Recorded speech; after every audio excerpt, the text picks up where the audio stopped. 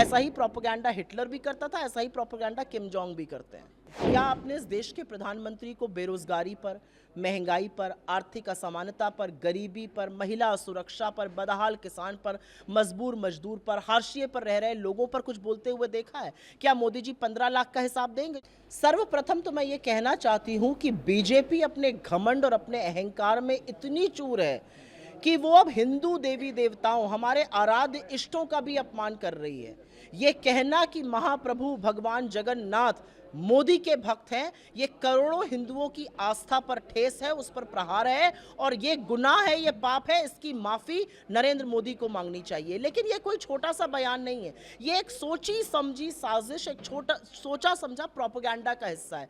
संबित पात्रा ने ये कहा है, उसके पहले चंपत राय विष्णु का अवतार बुला रहे थे, उसके पहले गिरिराज सिंह भगवान दिख रहे थे उनमें, त्रिवेंद्र रावत ने ऐसी बात करी, कंगना रनौत ने ऐसी बात करी, साक्षी महाराज ने ऐसी बात करी।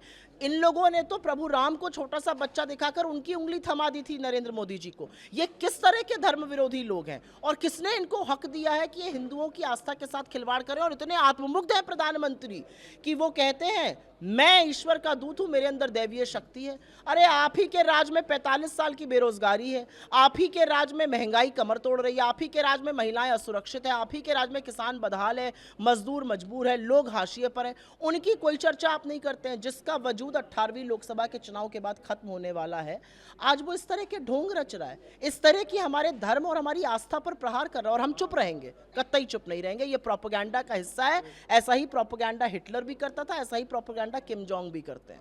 5 चरण का मतदान हो गया है। क्या आपने इस देश के प्रधानमंत्री को बेरोजगारी पर, महंगाई पर, आर्थिक असमानता पर, गरीबी पर, महिला सुरक्षा पर, बदहाल किसान पर, मजबूर मजदूर पर, हाशिए पर रह रहे लोगों पर कुछ बोलते हुए देखा है? क्या मोदी जी 15 लाख का हिसाब देंगे जो बैंक अकाउंट में आने वाले थे? क्या 20 करोड़ जो रोजगार बनने वाले थे उसका कोई हिसाब है?